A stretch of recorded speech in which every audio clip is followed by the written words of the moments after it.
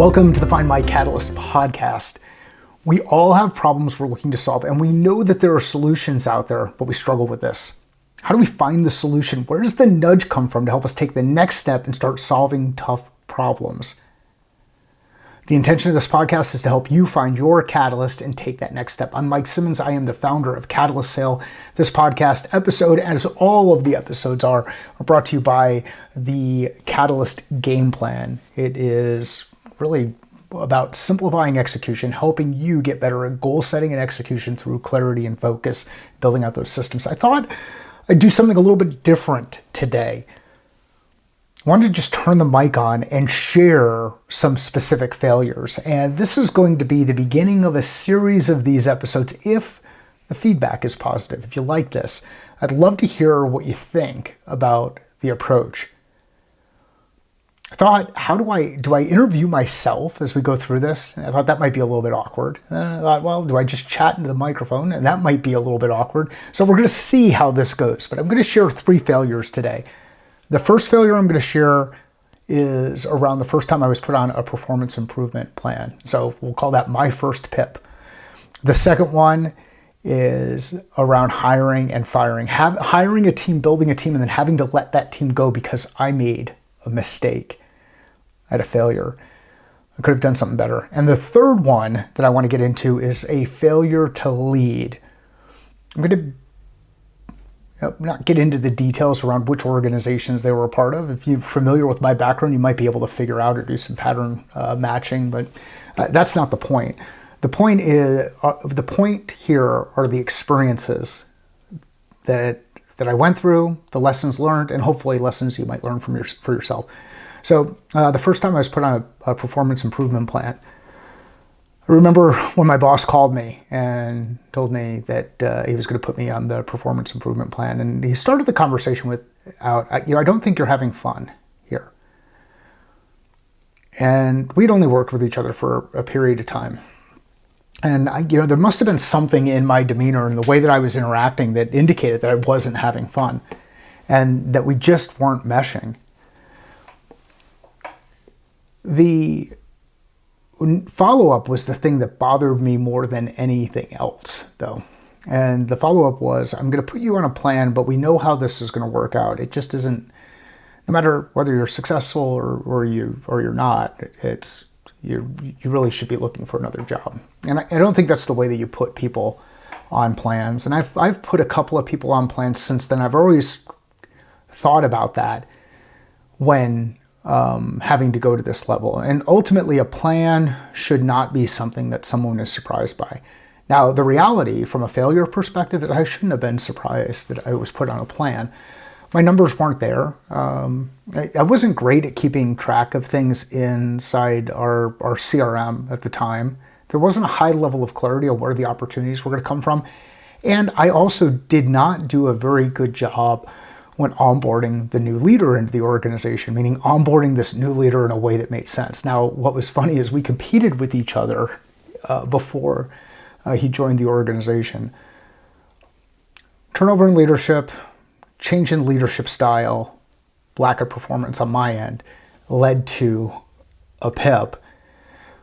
What did I do? Well, the failure was getting myself into a point where I was put on the PIP. The area that I succeeded in is I found another job while going through that process, and at the same time was able to bring on or grow a couple of customers. So the story. Be honest with yourself about your performance and how you're projecting the impact of that performance onto others. When you're not performing well, you're not asking for help, and you're not meshing well with leadership inside an organization, it's a very short time period before you start to really look like you're not the right fit inside the organization. And actually, the organization may no longer be the right fit for you. And that ultimately was the case. I was fortunate. My career took off after that. I mean, I went through a little bit of a downtime, and it's always hurts to leave an organization and be let go. But my point on this failure is even with failure, you can find opportunity to grow and move forward. So just to recap, my first PIP. I was put on the PIP because I didn't create a really good relationship with my boss. I wasn't performing the level of the capabilities that I should have been relative to the number. And I did not communicate very well what the future opportunities looked like. Ultimately, it worked out in the end because it was one of the best things that happened to me in my career. So there's one failure. Second failure, hiring and firing. Back when co-founder and I launched this business, one of the clients we took on was really close to the business that we were in previously. And we couldn't work with this client and continue to operate in the other business. And the biggest failure I made in this process is I was so focused on what I wanted, which was this opportunity to grow another business, rather than looking into the details of the business that the client that we're getting ready to take on. And I justified this when I did the initial review of the platform, saying that the platform had good bones. And the platform did. The platform had good bones. It solved for a problem that was needed in the marketplace. We were all bought into it. The reality was I did not take the time to go through and put it through all of the paces, and then also figure out how things had changed inside the platform over the course of the last couple of months. Big challenge that I ran into from a failure perspective. I made an assumption based on an initial assessment that was clouded by a level of bias relative to my interest in joining the organization and getting really excited, bringing this client on and getting really excited about what it meant for the future. So much so that I bypassed some obvious challenges inside the platform and went through the process of hiring a team. We hired that team quickly, and within 90 days we had a team of people contacting prospects, initiating sales cycles, and then quickly we realized that the platform couldn't do the thing that it was intended to do. Ultimately, we missed on our numbers, and we had to start letting people go. So the failure here was hiring and firing, and it all could have been resolved had I been more deliberate in the due diligence that I put the platform through and the paces that I put the platform through. The second thing I could have done differently is I could have really pushed for market feasibility relative to the platform and testing before actually going and hiring. And the commitment I've made since then is I will never make that mistake again. We'll never overhire without an understanding of what's happening in the market. And ultimately what that's done is it's made it so that I'm not the right fit for every organization, and that's fine. I am not going to impact other people's livelihood, their career, by going in and hiring people because we need to get into a number and start generating revenue when we don't really understand if the product is ready for the market or the market is ready for the product. So lesson learned from that one is be deliberate in the testing, be careful about confirmation bias, and the biases that will get in the way of clouding judgment, and make sure that as part of your process you are doing that validation of market feasibility before you start growing, especially in an emerging tech area. So we went through my first PIP, we went through hiring and firing, and then the third failure was a little bit more recent, and this was a failure to lead. And what I realized in this one is I got myself so caught up and trapped in trying to do too much, trying to do so much stuff in the day-to-day perspective, not being aware, situationally aware, self-aware of where I was better served to spend time, energy, and attention relative to my circadian rhythm, the timing where I'm best focused on doing deep work. And I got myself into a trap working inside an organization where we had a significant time zone challenge between us. There was about 8 hours, 7 to 8 hours, depending on time of year. And allowed myself to fall into the trap of being in meetings during really productive hours during the morning where I would have been doing deep work, and then just being completely fried by the time everybody else on the team wrapped up their day. So I just did not lead myself from the perspective of protecting my time so that I was there for the team when the team needed me, and I was there for the work when the work needed me, and I was there for the business when the business needed me. This failure to lead started with a failure to lead self.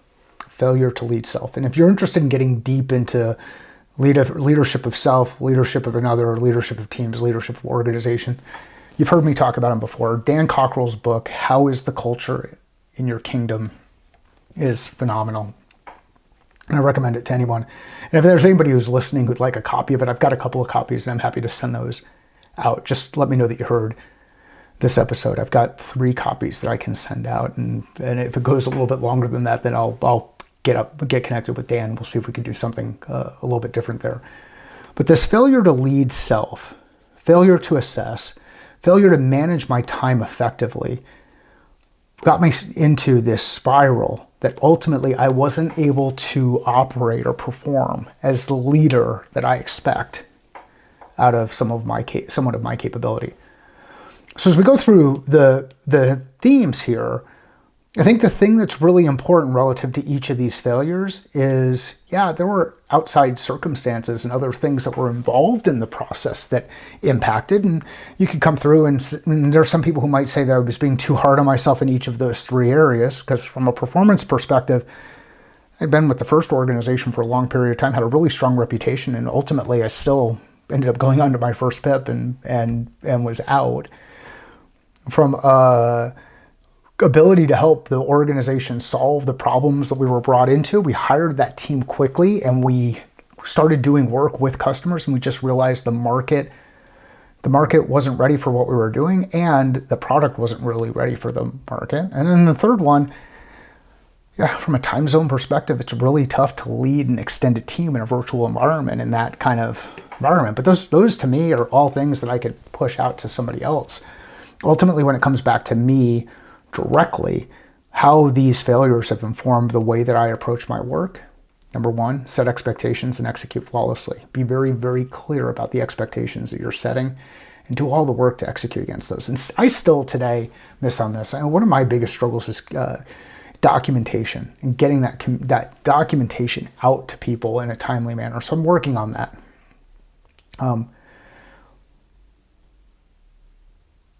Net, just to pull this together, it's okay to fail. When you fail, it is also imperative that you pick yourself up, that you take some time to reflect and assess what you could have done better, where your opportunities for growth are, and you put yourself in a position where you don't make those same mistakes over and over again. So what's my process? My process is this. I gather data, conduct research. So I pull information together. Level of self-awareness. I've had people tell me that self-awareness is a superpower. Sometimes it's a superpower, sometimes it's debilitating, but I gather data, conduct research. Once I've got the data together, I've taken the time to get notes and put all of the information together. You can do this in the context of a post-mortem. Then I assess that data, review the data, get an understanding of kind of what's the reality of the data, what's real, what's not. Then I figure out, okay, what could I have done better? What do I not want to do again? And how can I start testing new approaches inside the marketplace? And if you just take that time to gather the information, reflect on it, assess it, identify areas to test, you will learn from failure and you will move forward. In my experience, everybody makes mistakes and everybody has failed. And in a lot of cases, the things that they talk about publicly are the successes. And I know a number of people are talking a little bit more about failure today, and I think that's good. I think it's good for people to know that they're not alone. So at the risk of rambling and going any deeper, I'm going to stop right here. and say, number one, thanks for listening. Thanks for being a part of Find My Catalyst and the whole podcast, listening to all the episodes that we've done up until this point. Thanks for the support that you've given to the show.